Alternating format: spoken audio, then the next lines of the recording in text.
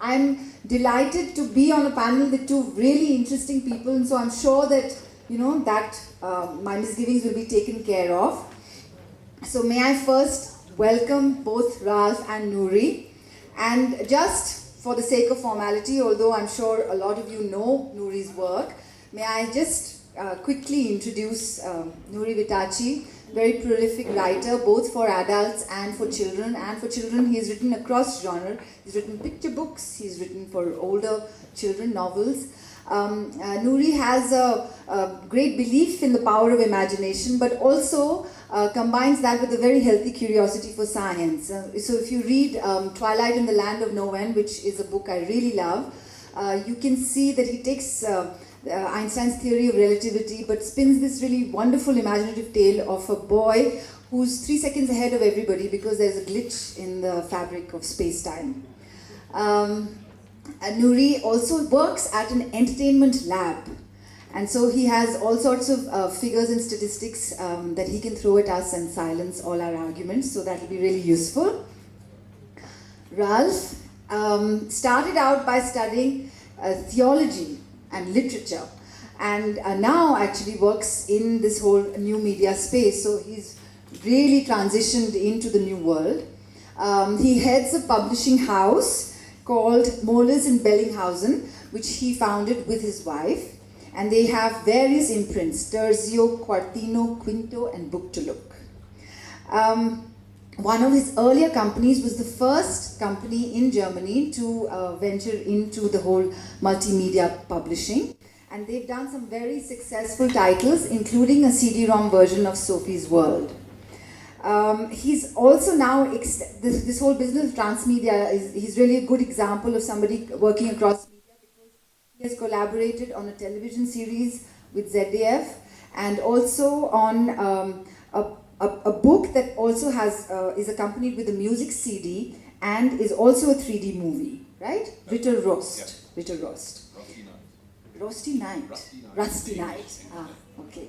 And Ralph has a continuing and older relationship with India, because Book to Look is an online marketing tool that's been developed with an Indian company based in Mumbai. So welcome both of you. So I thought that since the earlier panel sort of has ended and there seems to be a lot of sort of diverse opinions about this and everybody has something to say, that maybe we can just sort of push on from that. And actually I did want to ask that question. So this idea of technology, when we think of technology, we think automatically about computers and phones and apps. But what is really the relationship between storytelling and technology? Can we begin with you? Will my wife? Of course, it does not work. Okay. So it's an interesting question that may lead to something, but it's like asking what's the relationship or the relation between cheese and its wrapper. I mean, technology transports stories, and the wrapper protects the cheese. Or a more juicy comparison would be, what's the relation between sex and technology? I mean, technology has done some, should we call it, additions? But both storytelling and sex are in our DNA. They are very, very deeply rooted in our being humans. And the storytelling is something that we cannot do without. There will be no human society ever that doesn't have storytelling. That's absolutely no doubt. Language, the medium of storytelling, was, and that's where we cross over to games. Language was developed for killing. Did you know that? Yes, when our ancestors developed means of communication, they did that to hunt better together. So the fighting and the killing is at the beginning of the language, and language is the beginning of the storytelling, and now storytelling comes home to game. So, I mean, that's the inner relation, but they are in two really different realms of humanity. Hello. That's one thing. Okay. That technology is also really naughty. Yeah, this is really a good advertisement for the technology, isn't it? Yeah, yeah. Actually, I would like to introduce to you some new technology. Look at this. When your eye hits the page, the action starts. When you take your eye away from the page, the action stops. When you put your eye back on the page, the action starts again, exactly where you left off. Where do you put the batteries? It's solar powered. Either under the light of one light bulb, it works perfectly well. In fact, the light of a candle can operate this iBook of mine. And fast forward, look. 1 second. Rewind. 1 second. This is the greatest iBook we already have. Much better than your Kindle. Oh, my Kindle, it keeps going wrong.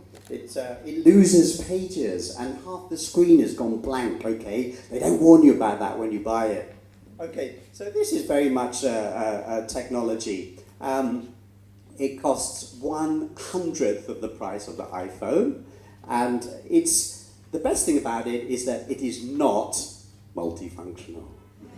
We have a relationship with it, and we know what we want from it, and it delivers exactly what we want. So the book was actually invented in the days of Socrates in scroll form, and Socrates actually made a very interesting speech saying, technology is dangerous. It will destroy society.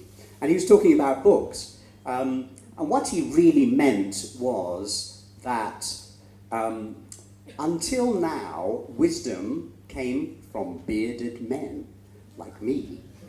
But if we all have wisdom in our hands, we will lose the role of bearded men. And that will be bad for society.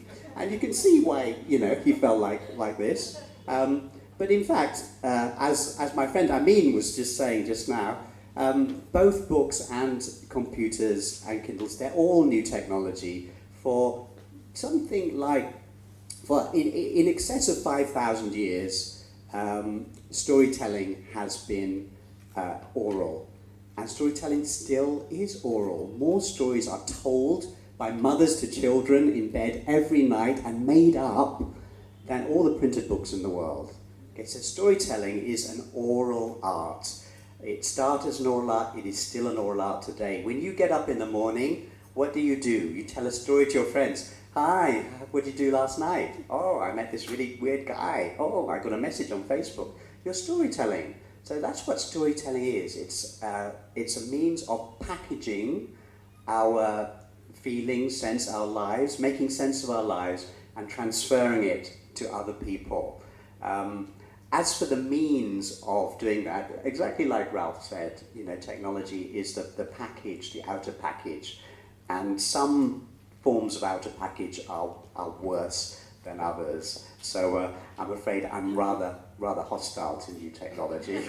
So better warn you right out front. We're gonna have a voting at the end.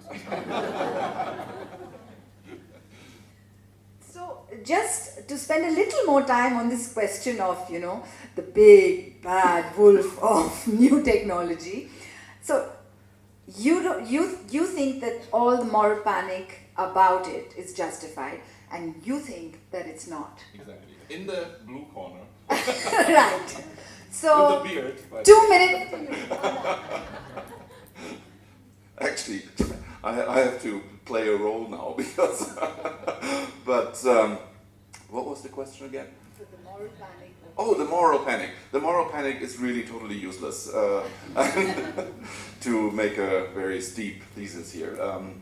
No, I don't. I mean, we've seen this kind of discussion forever, and in Delhi at the discussion about a very similar topic, I said, me, and it's still true, being the oldest person in the room, remember very clearly the beginning of multimedia in the early Renaissance, when opera came up, and when everybody said, oh, this is the end of music. When the singer moves, that's absolutely impossible. And this will destroy the the meaning of music. And also it's not played in churches anymore, it's coming to the courts of the kings, and you know, this is it. And kids will not learn what music is all about because of this new technology. And there's many examples like that. I think it's really, really important to understand how this enriches the forms of, not the inner forms of storytelling, but the outer wrapper, as you said. It's wrapping stories, it's giving us a chance to have like explorative storytelling that is slightly different from explorative storytelling on paper. And it's giving us all a new dimension of storytelling, which I think is greatly appreciated, and we don't even use it. We haven't even started to use it. Stories become, in new technology, become the dimension of communication. Stories can create communication, devices can communicate, all the receivers of stories, messages, of content have become broadcasters now, and I think that's a very, very new opportunity for storytelling. That's actually where technology adds to storytelling. How it does that needs to be discussed. Nuri, your turn. Right. You know, I saw an ad the other day for Google Glass. I'm sure you're going to be the first person to buy it. Absolutely not. You know what it said? It said if you wear Google Glass, you can identify the buildings around you, you can locate restaurants, and you can know the weather instantly. And I'm thinking, okay, it's exactly like having a brain. I'm not going to pay $2,000 for a brain. I've got one. I can identify the buildings around me. I can locate restaurants. I can tell what the weather is like. Oh, it's not raining. So that's you know, so, oops. Okay, that's a bad sign, isn't it? Yeah, that's right. But no, to be a bit serious, you know, I think people are experimenting with interactive books and things, but I'm a great lover of statistics, and they don't work. They don't work. The iPad children's books, which have pictures, very colourful, parents are told to download them for their children, and you press this thing and it moves, and you press this thing and it wobbles. They don't work. They don't work. No major publishing company has made any profit on any of those interactive picture books. So on the basis that children's books are a business, just like any other business, unless a business has profit, it's not a business, okay? It's not a business.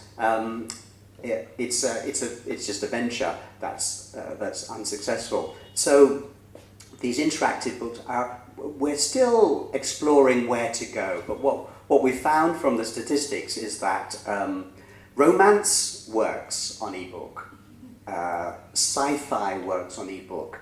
None of the other categories have been particularly successful, and we've been wondering why this is so. And what we think is that those two categories, sci-fi and romance, are addictive. They're addictive. Sci-fi people, sci-fi fans, and I'm one of them, will just buy a book if it's got a spaceship on the cover. Okay, we just buy sci-fi. We're not discriminating about it. We just think, okay, I need a new sci-fi book, click. And same with romance. You're not discriminating. If it's got a man with long hair and no shirt on the cover, you click it, okay? So, so it works for addictive material for book addicts. It doesn't work for children's books at all. So there. But do you think it is what I think Anshumani said in the earlier panel, that we haven't actually figured out the language of the medium yet? Because if you look back at when cinema first started, for example, a lot of the early films were actually shot from one angle, static frame, and the performance, like a theatre performance, was just captured on film. So it took a while for the language to develop of the medium. Do you think that we are, I mean, it's too early to say that, so there? Yes, I mean, we can see that sci-fi and romance are working. And so that's something that surprised us, because in other categories, thrillers and detective stories are usually top. In almost every country, thrillers, 10% of the 10 out of 20 top 20 bestsellers on the New York Times are thrillers or detective stories. So that is always the number one category. So with ebooks, it was a surprise that that didn't appear at the top. So you're exactly right. The language of ebooks we've discovered is not the same as the language of books. It's not a vehicle for the same products. It's not a vehicle for drama and detective stories like physical books. It's an avenue for science fiction and romance. So it's a different feeling. We have less, less of a deep relationship with sci-fi and romance. It's a bit, I don't want to say superficial. It's almost like porn, I'm addicted to sci-fi. I've got to get the latest. I've got to get a new one every day because I'm not satisfied. Just churn through it, But so when a new medium or a new technology has to develop its language, who's going to develop it? So who are going to be the people who then figure this out? Is it going to be the techies, or is it going to be the creative people, or is it going to be the marketeers? Oh, it's not going to be Nuri, that's for sure. But no, it's going to be it's going to be people that grow up with this technology. It's people. Yeah, I think Douglas Adams said that anything that was invented before I was 18 is just natural part of my environment. Anything that was invented after I was 25 or something is great, and I can probably have a career in it, and I will study this. I can go to school and learn this. Anything that was invented after you are 40 years old is against the natural order of things. Do you think that we are all like 40-year-olds and above? Raise your hand. We are all like past this. No. You're not. But it will be developed by artists. It will be developed by digital artists. It will be developed by artists. And I'm a children's book publisher, and I'm also, of course, I love books. I mean, paper books. But I only read ebooks nowadays. But it will be developed by children's books artists that have, as long as I can remember, always say, "Oh, I wish this could move." And I have never, ever had the experience that a children's book illustrator, author would say, "No, I only do the paper stuff. The rest I'm not interested in." They all have these concepts. They, especially illustrators, of course, have a visual image of a movie. And that's what I require from the people I work with, because we do transmedia projects. I say, you must know, you don't have to be able to make the film, of course, but you must know, how does this move? What kind of music goes along with it? How would people engage with it? What is the send button of this product, this story, that makes people send it out on their social networks? How does that proliferate? And that's something that needs to be developed by people that grew up with this technology, for whom it is a natural way of going about. The decision makers will be the buyers, the market. It's nothing to do with the professionals. They'll choose what's good and they'll buy it, and we just have to give them what they want. I mean, who could have predicted that 50 Shades of Grey would be a global bestseller? But Started on ebooks. yeah, that's right. But it's not quite romance, but it's romance a bit, isn't it? Yeah. The first book is quite romantic. Have you read it? The first book is quite romantic, and then it gets a bit sort of yeah. Technical. It's more technical. Yes, machines are involved. Yeah. But let's put it very practically now. When we're hiring people, I work in a multimedia lab. When we're hiring people, young people, we get people who come along and say, "Oh, give me a job. I want a job in the transmedia department. I've played every game there is." So you know what we say? We say, "Okay, make up a story." We just put them on the spot. And game people, they always make up the same story. Basically, they go, "Well, there's a guy, and there's aliens coming, and he's going, pop, pop, pop, pop, pop. And then he goes up to this other place called level 2, and the aliens are coming faster. Pop, pop, pop, pop, pop, pop. And then he goes up to level 3, and the aliens are coming faster. You know, and the stories never have an ending. You know, so the game designers, the movie people, they come in and they say, I've watched every movie. And we say, okay, make up a story. And they say, once there was a little boy who was a wizard, but he didn't know it. You know, that's Harry Potter. Okay, once there was a man with a metal suit who could fly. That's Iron Man. You know, so they have ideas, but they're all derived from things they've seen. It's the book readers who, you know, they come in and they're very shy and they've got a ragged book that they've read 1,000 times, and you say, give me a job, I'm a book reader. And you say, okay, make up a story. And they make up this weird stuff. Once there was a whale in the sky with a castle in his mouth. And we say, okay, you got the job. You need wild imaginations. And, you know, we actually have in our department, we have a brain scanner. And you can see that book readers, a different part of the brain lights up compared to playing games and watching things on screens. It's a completely different part. It's round the back on the left. So that's where you process books. So definitely books are ahead. So do you think that, but if the quality of the games, for example, improved, and if they actually had a story, or just that what they were asked to do, what the player was asked to do was different, would that part of the brain light up? Yeah.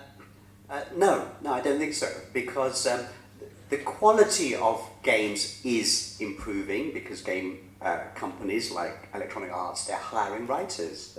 You know, the Half-Life is a fantastic game, and they employed a team of novelists to do the dialogue because they realized that game dialogue is always horrible. You know, you turn on a game and it starts off, you are Agent X, your planet has just been invaded by the Zargons, what are you going to do? You know, nobody talks like that, you know. So they've realized that this is crap, and so they're hiring novelists to write their dialogue, which is great. And there are some fantastic games out there. If you're in the book area and you're suspicious about games, try Biohazard or Journey. These games are really, really good, really well written and clever. But what happens is that on a screen, you see the characters, you hear the characters, and you watch their progress. You're involved with them, which is nice. But in a book, the characters are up here. You make the characters, the voices you make. And when a character in a movie or a game says, I opened the door, I saw the scariest thing I could ever imagine, then the game maker or movie maker has to design this scary thing. But the book writer, you design the scariest thing you've ever imagined. And it's different for all of us. And it's really scary. If I just tell you, you know, think about the scare, you're going to spend the next 10 minutes thinking about the scariest death you could possibly have. Your heartbeat will start to go up. So books are, because they're internal, they're much more powerful than anything on a screen out there. So what you're saying actually is that the importance of an inner life, which can then nurture the imagination, and that the book allows a child to do that. Now he's a theology student. I do. So what do you have to say about that, Ralph? That is it that ebooks are going to kill the inner lives? What?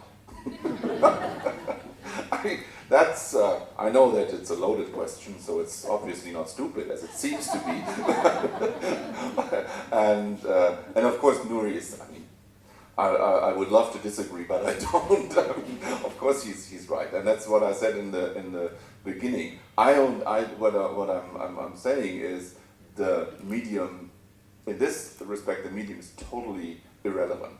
It doesn't matter where I read this wonderful sentence of the opening door. If that's on my Kindle, if it's on paper, if it's on my smartphone or wherever, that does not matter. It's a good story is a good story is a good story. And in the smartphone, on an iPad, on a Kindle, on paper, there is absolutely no freaking difference there. Before we Yes, I mean, there was a survey just last week which said that they measured how much information people took in from a Kindle version of a book and from a physical version of the book. And there was a significant statistical difference. So exactly the same text, but two different media. And people took in much more, retained much more from the physical book.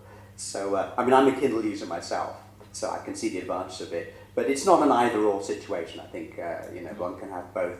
But it is significant that we're taking in less from a Kindle than we are from a physical book. So it's something to do with the relationship, the seriousness. I don't know exactly what it is, but there is something different there. And do you think that it's us who are taking in, our generation that's taking in less? Do you think that the brains are also getting wired in a different way for this other generation that is going to grow up with? Yes. Oh, yes. There's something terrible happening. There's a test of the imagination. It was developed decades ago by a professor called Paul Torrents, and it's called the Torrents test. And it's been done by scientists for probably 20, 30 years now.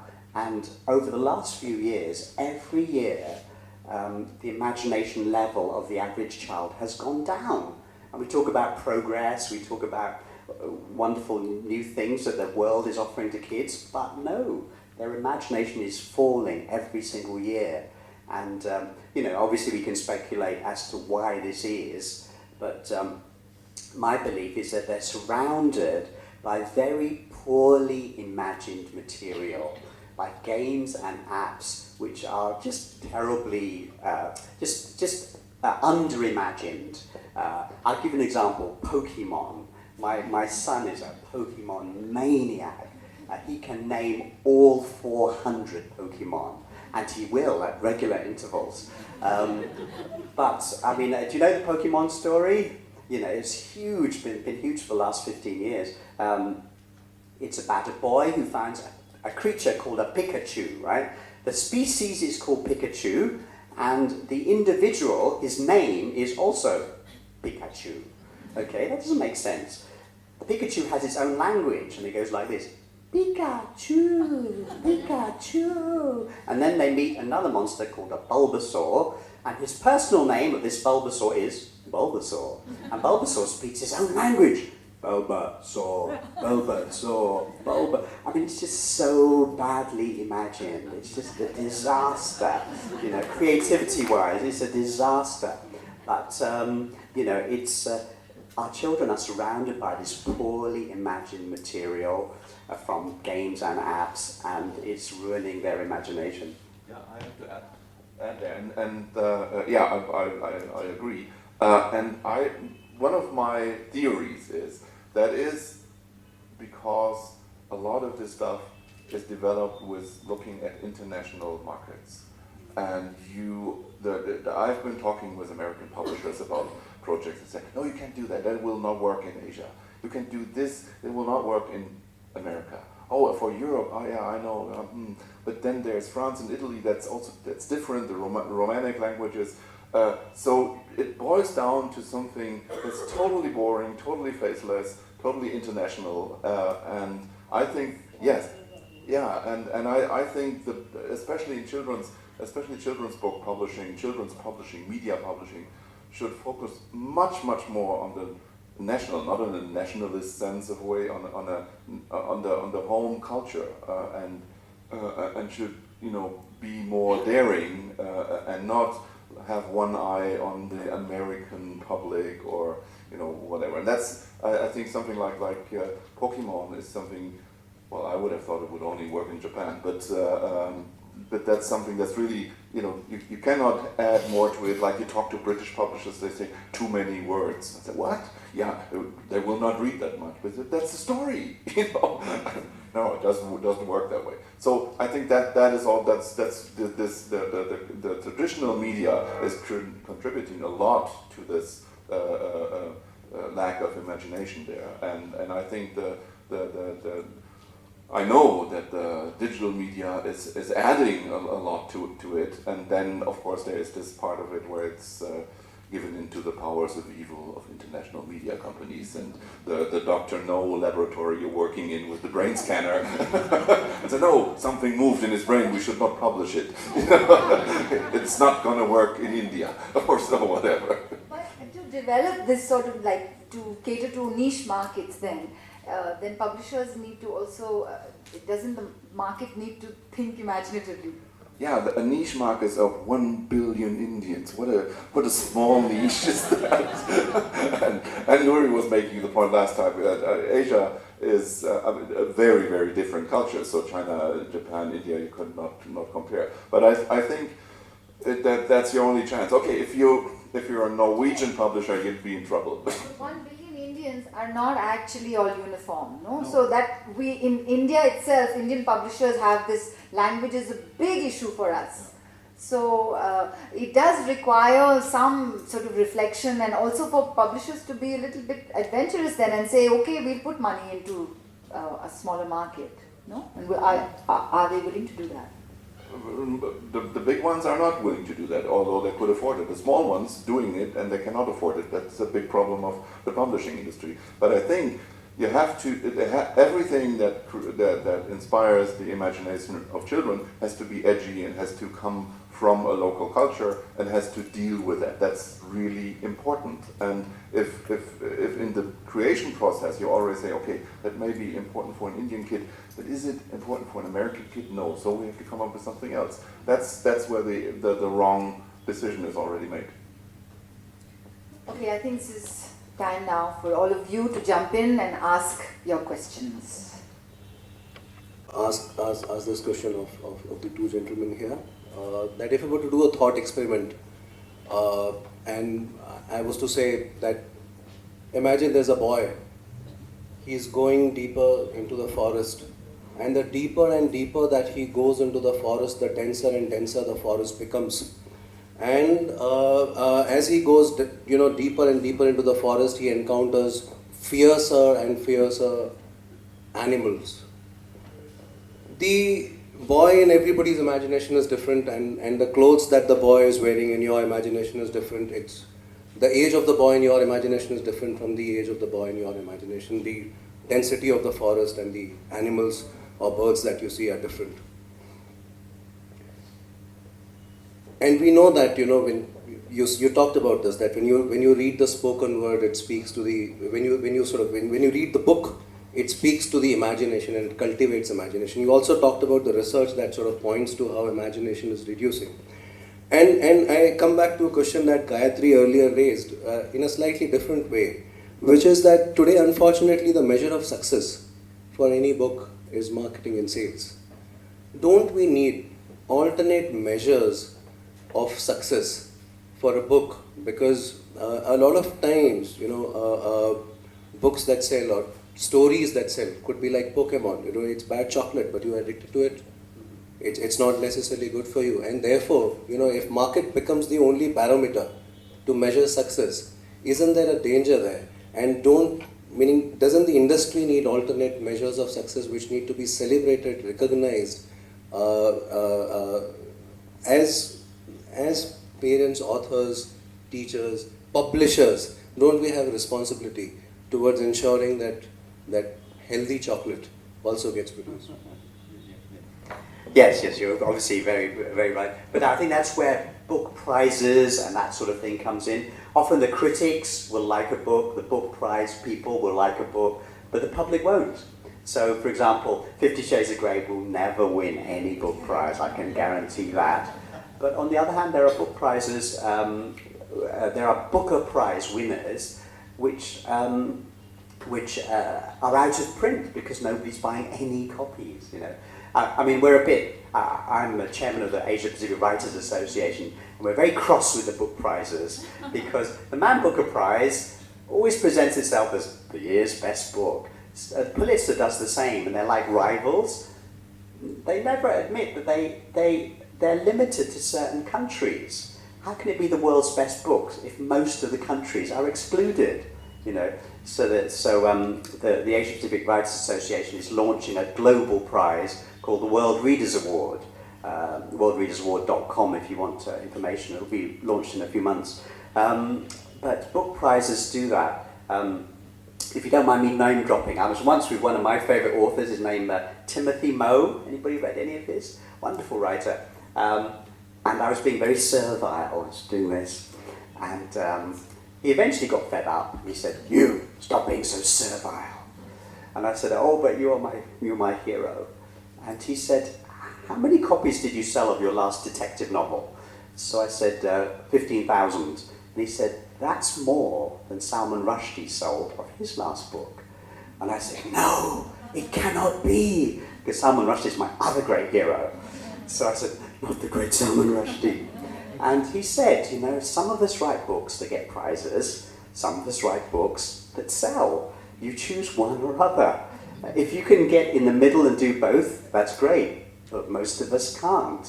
So that was a real lesson to me. So you know, some people write great books, get great prizes, some great get the money. So it's your choice, and you can see which one I chose. I'd like to add to that as a publisher, and I think it's really the obligation of a publisher to publish with more than just one measurement in his head, and not only in the money. I mean, we always argue with the authors, why do they get such a small, pitiful share of the income of the book? To 10%, and that's already good. Because as a publisher, I always tell you, author, look, I have to support all these books that have to be made because they're so important. And then you say, okay, if it's for that, then maybe I should be happy with my share. And that means, for Christ's sake, the publishers have to do it. They stop doing it, and that's a shame. That's not right. And then they should start handing out more of the income to the authors if they don't support other stuff.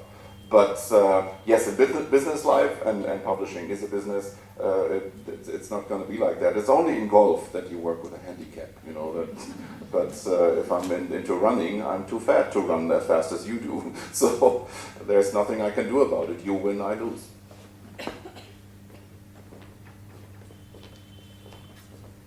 Thank you. I just wanted to talk about this idea that you said that the index of imagination so as to is coming down. I find it very fascinating. I also wanted to ask you, do you think it's more also because there's just a lot of information being consumed all the time, there are too many stories, that there's too much around, there's just no time to not read or not interact with something. It's like a culture of consumption. Yes. I think that's probably the most likely answer is related to that. The problem, we think, is that there's not enough daydreaming. When us old people, I'm talking to Ralph, not you. When us old people were young, we used to daydream all the time. We lived in a fantasy world, you know. My whole teenagehood was fantasizing because I never had any real girlfriend. But we lived in daydreams. And the problem is that kids today don't have time for daydreams. They get on the bus and they're looking at their phone. They get home and they turn on the TV. They're at school and they're carrying their iPad. So basically, sitting, doing nothing is very important for a kid. If you're a parent here and your kid sometimes stops and says, "I'm bored," that's a really good sign. It means he's not being assaulted by media all the time. He's just in a blank space, and he's going to have to daydream. And kids are very good at that, or they should be very good at that, of just, you know, transforming themselves into another place. Children's books are quite good because they're short and small, and they trigger daydreams. One good trick you can do, if you want to put your child to sleep, you just read him a story, perhaps in the dark, and they'll fall asleep immediately, because the part of the brain that children's books affect is right next to the part that dreams. So that's why when you read a child a story in bed, you'll go straight to sleep, often before you finish a reading. It also works on adults. Try this yourself. Next time you're on a plane, on a long-haul journey, watch the movie, and then try and sleep, you'll fail. Turn the movie off, read a book, and then try and sleep. You'll succeed. It works for nearly all adults as well, okay? So just try that. Isn't that great? Books make you sleep. Can I just add a bit? Isn't that counterintuitive now? As a seller, you have, I mean, as the right thing to do would be to sell no consumption. As in, you want people not, you don't want to sell more content, but you can't do that as a seller. No, meaning because you're saying there's too much content out there. Right. I can't go and say, dear parent, I want to sell to you that your child should read less or do nothing right now. No, but I think the decision is not, the seller will continue, the seller's identity means that he will want to sell, she will want to sell. So the decision of, it's more about the selection of content, isn't it? That, you know, what on the other side, the consumer, I don't like to use that word in this context, but isn't it about that what are you selecting to read? Yeah, So no, if there is a onslaught of information and content, then you have to navigate yourself through it. So I'm asking this question in the context of the previous question, where the question was about, the publisher's responsibility to have certain kind of books or certain amount of. Okay, so maybe Ralph should answer that as well. Yeah, that's something we have to live with. There's too much out there, and I wish the others would stop.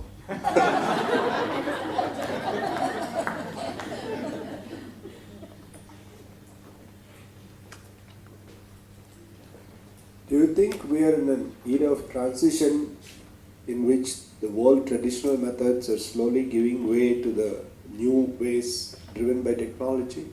Are we in a period of transition, or with the technology slowly getting evolved into whatever it will get evolved, and the old traditional methods slowly falling by the way?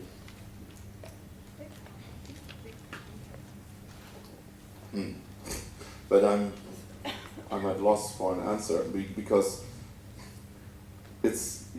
yes, we're in an age of transition, and I do not remember not being in an age of transition, and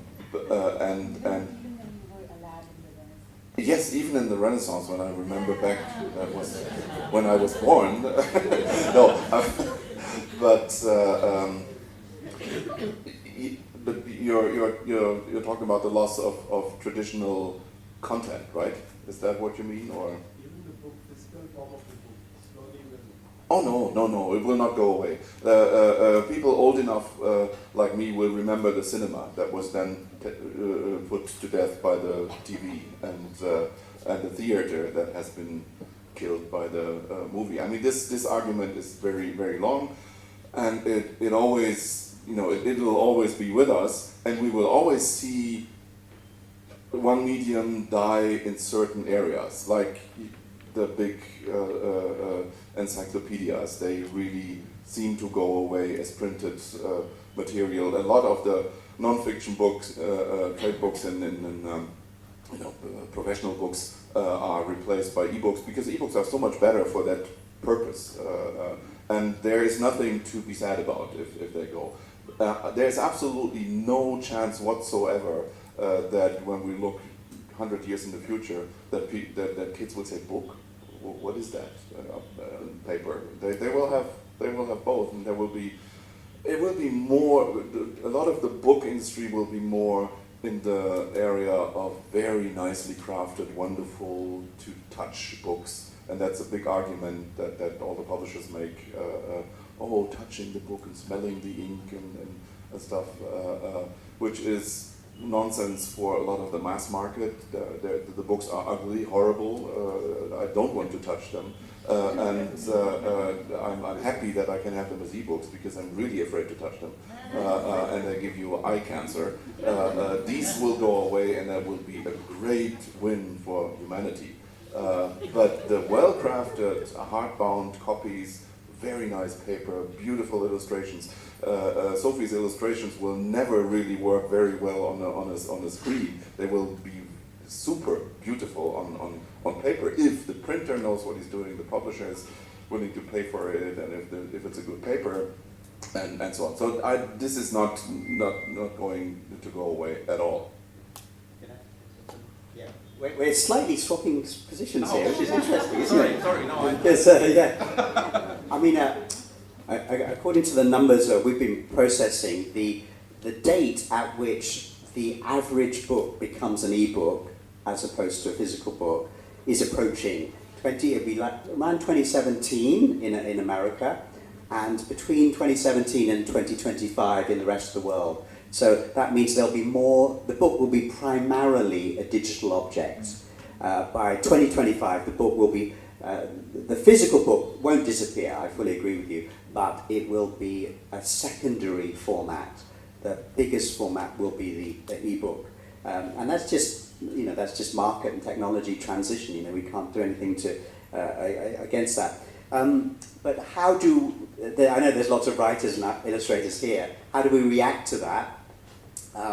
One exciting thing is that if we put aside the word book and think of a text, a story instead, text-based narrative, a story. Because books have to be a certain length, okay? So this book is a chapter book, okay? It's going to be 25,000 words, that's the average. Books for 12 to 15-year-olds, they're 35,000 words. Books for adults, 90,000 words. They're pretty much standardized. But once we're primarily working in an ebook market, those standardized formats are meaningless.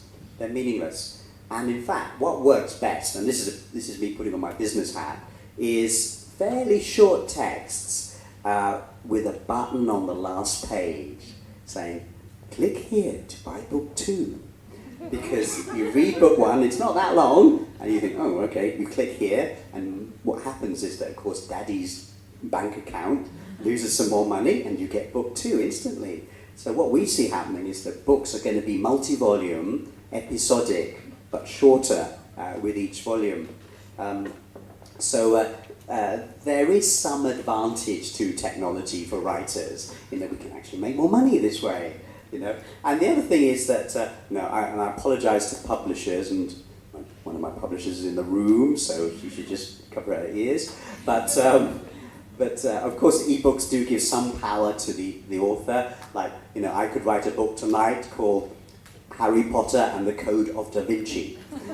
And, there'll be enough people who will actually think, oh, that's interesting to buy that. I could make some serious money.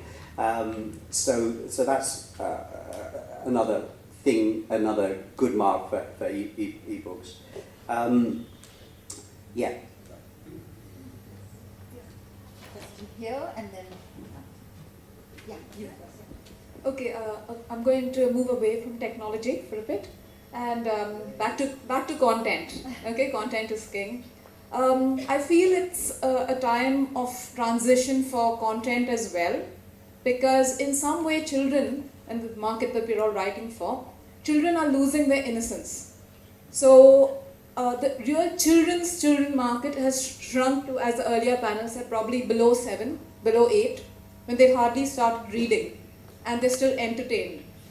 And things like, the Percy Jacksons and the horror, the fantasy, the vampires. So that seems to have taken over the imagination of children from, say, 10 years plus.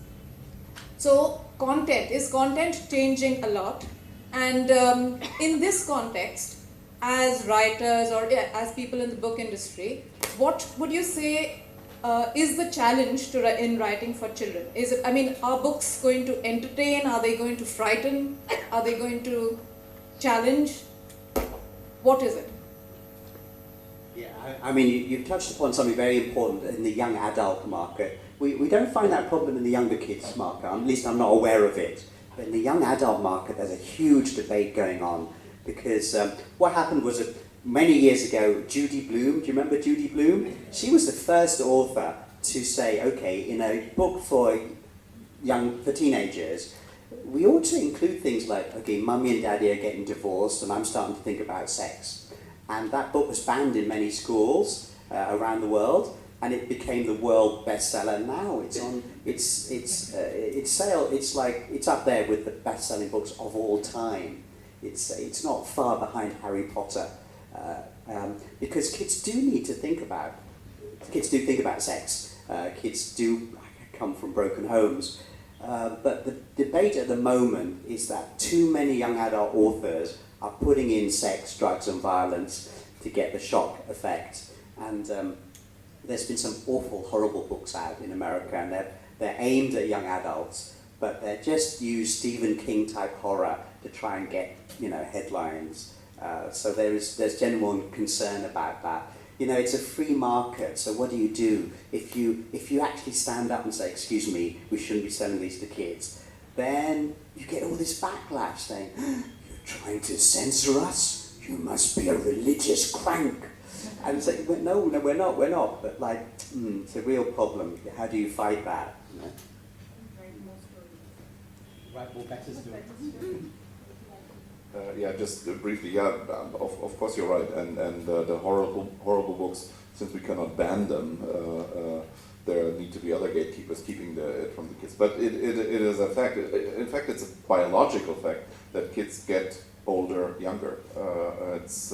It's really the surveys prove that even in a biological sense. And yes, the time that we can reach kids with stories without these cheap shot elements becomes shorter, and we have to get better at it and make them more prepared for this crap.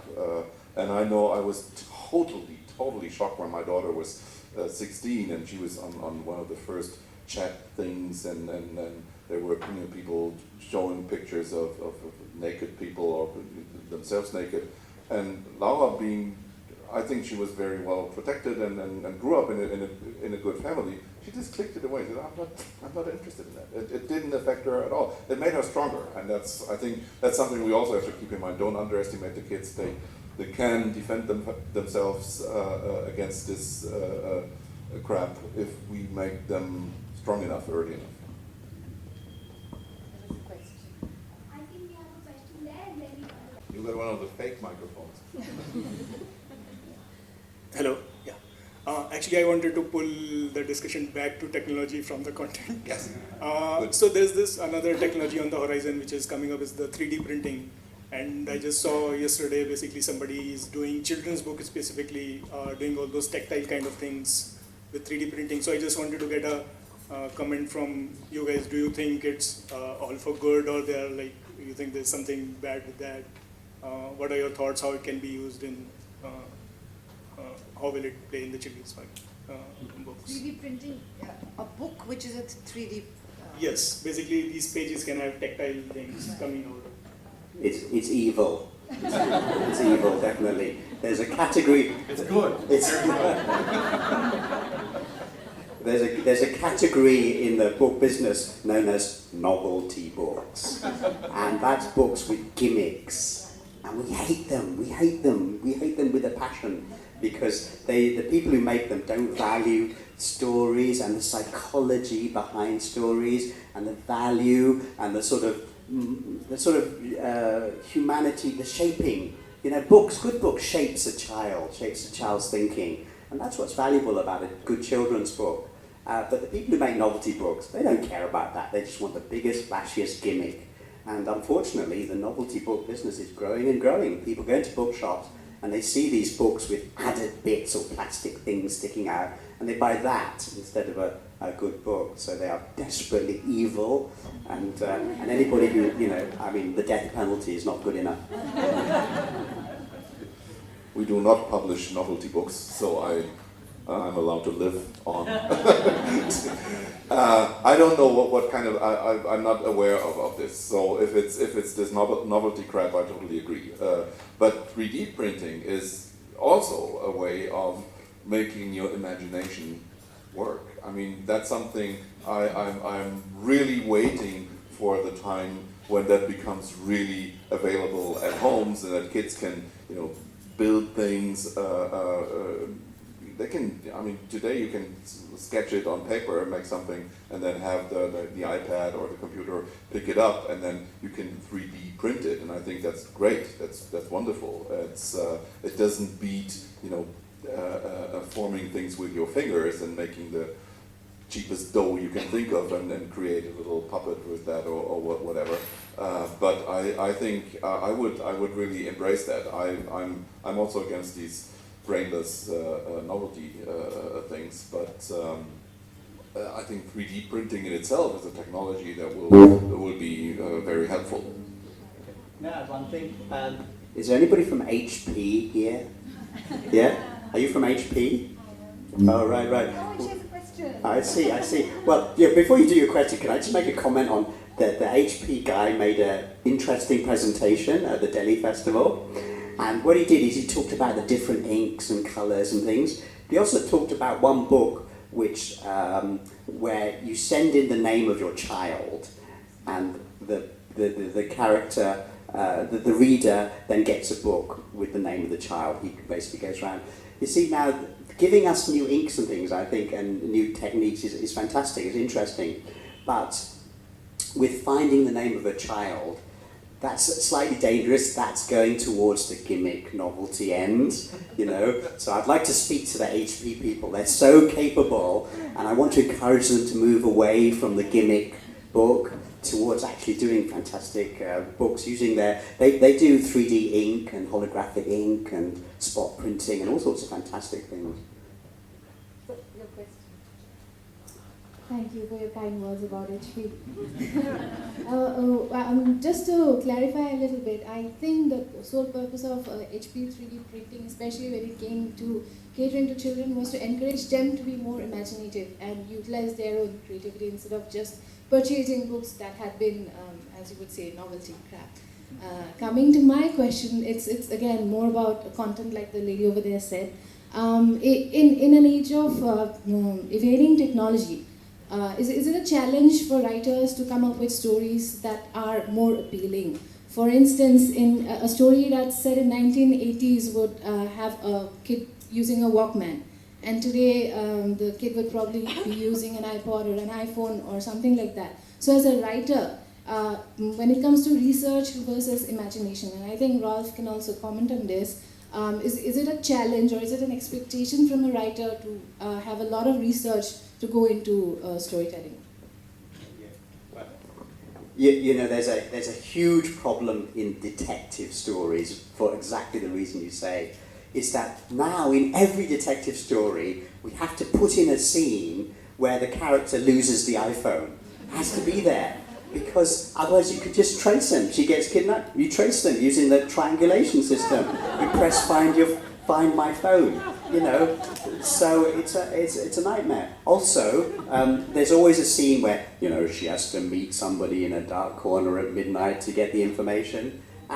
And again, if she's carrying the phone, you know, she can just call her boyfriend and say, you know. So yeah, technology is a huge problem. The trouble is that excitement, compelling nature of stories is that you make a character that the reader cares about, then you put him or her in danger. You know, basically, stories live or die by whether the reader cares about the character and wants to keep finding out about the character. The character is what it's all about. And if the character has an iPhone, the character is superhuman. Can summon up Google, you know, I'm meeting a tall, dark stranger, I'm going to Google him. Oh, he's a murderer. You know, it just makes it impossible. So in the detective story business, you know, we're all in despair and we're all writing period novels instead, you know. So I'm setting my latest book in the 60s where there's just no technology available. I knew you would say that.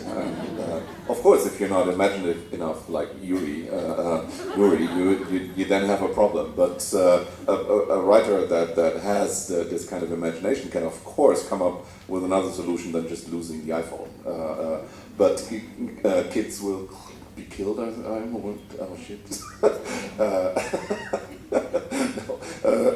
But yes, kids will look estranged at a book where the hero cannot call somebody from his mobile phone. They say, "What's wrong with this guy?" You know? But yeah, but it's a new challenge, and of course, again, storytelling. If the character is good, nobody cares if he has an iPhone or not. If I really want to find out why he's doing this, where he's going, what's going to happen, then you have written a good story. Question regarding from reading pattern. For example, earlier we purchase one book, read it completely, and then go for a second or some time. Now it is like with a Kindle. I have observed in a week 4 books are read parallelly. Like I'm reading this and this. This is one thing. And also about second is about absorption. With this digital, a smartphone screen looks okay. You have 6 inches. It looks too much. Like when I see email, oh, it's such a long email. But if you read it on an actual computer, it would be 3 or 4 lines. So my question is, does the children who are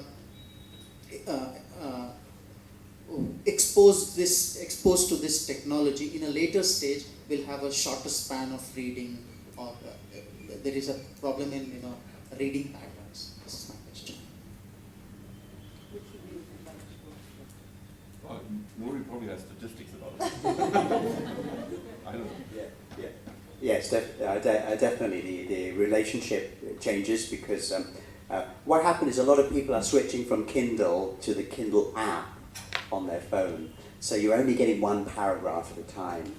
And getting 1 paragraph at a time is like reading a book with 1,000 tiny pages instead of 200 normal sized pages. And that does change your relationship with it.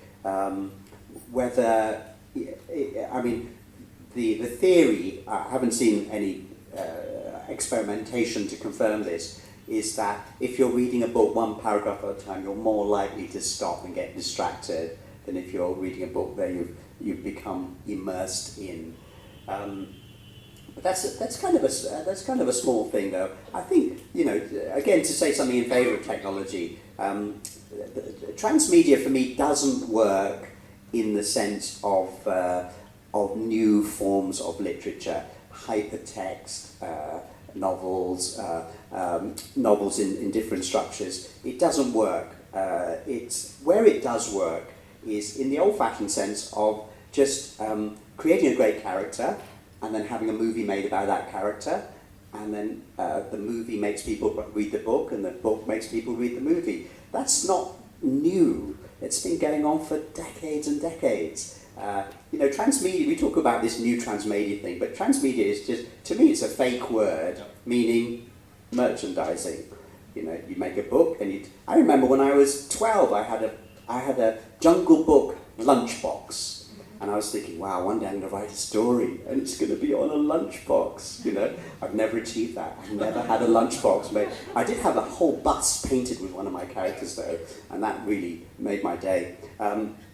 But it's merchandising, and sometimes it goes one way, sometimes it goes the other way. Sometimes the movie drives people to the book drives people to the movie. So transmedia works in that sense, but whether it's changing our reading patterns, too early to say.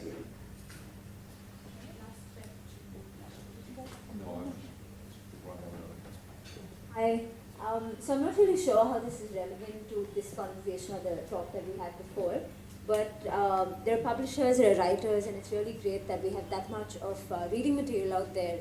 What I'm really interested in is when children are making choices for their books, I kind of feel, and I think it's particularly with our Indian society, and I could be wrong, but I think the adults are making more choices than the children are.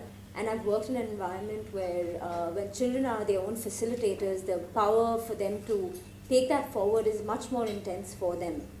So I'm wondering, as a society, is there something that we can do to inculcate that for the children, wherein, even if it's like a library, wherein children can come in and not necessarily buying a book, but having children make those choices for themselves? Do you all have any ideas where you could take that forward?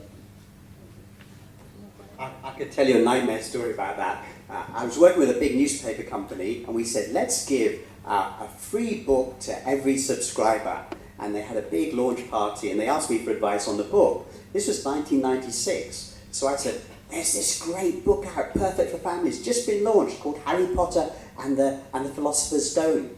And they looked at it and said, oh, no, we think Asian parents would probably rather have a dictionary. So I argued very strongly for Harry Potter, And in the end, they had a choice. You could choose Harry Potter, or you could choose a dictionary. And there was a big party for subscribers of the newspaper. All the children at the party raced towards Harry Potter and said, "This looks good." All the parents came, slapped their hands, and took the free dictionary instead. And I'm sure those dictionaries are still on the shelf somewhere, untouched by a human hand. The really weird thing is, 6 months later, Harry Potter fever swept the world. And all those parents had to go out and buy a copy of Harry Potter. So basically, all parents are idiots. They should let the children choose the books. Yeah, I've been there and I went through there as well. And when we started making edutainment software for kids, the comments of a lot of parents was, shouldn't there be tests in it and something like punishment if they didn't do it? Well, not punishment, but it's a strong word. But I think it's really important to give kids the choice, and that's the good thing about the digital culture. There are new business models available where stuff can be distributed freely. With the devices, it's a lot easier for kids to make the decision and get something.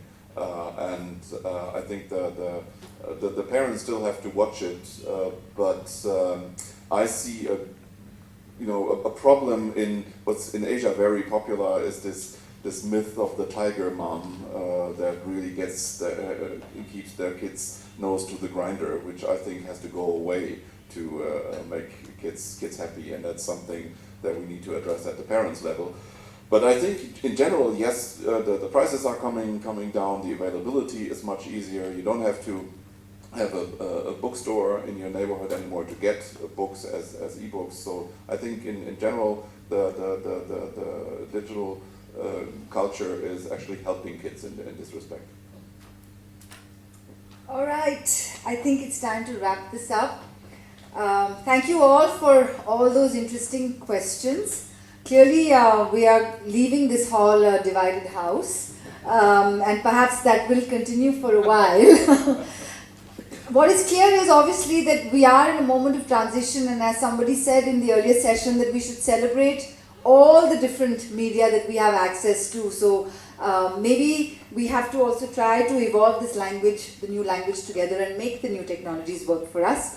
Thank you so much, Nouri, for Delhi and for Bangalore for both these very entertaining sessions. And Ralph, thank you so much for being such a good combatant. I had prepared an American lawyer for the jury speech. So ladies and gentlemen of the jury, this man, we have clearly proven the fact that he's in favor of old technology. No, and as you have realized, we both totally agree. We just try to put on a show. So here's to more stories. Thank you, and we will be back at 2 o'clock for the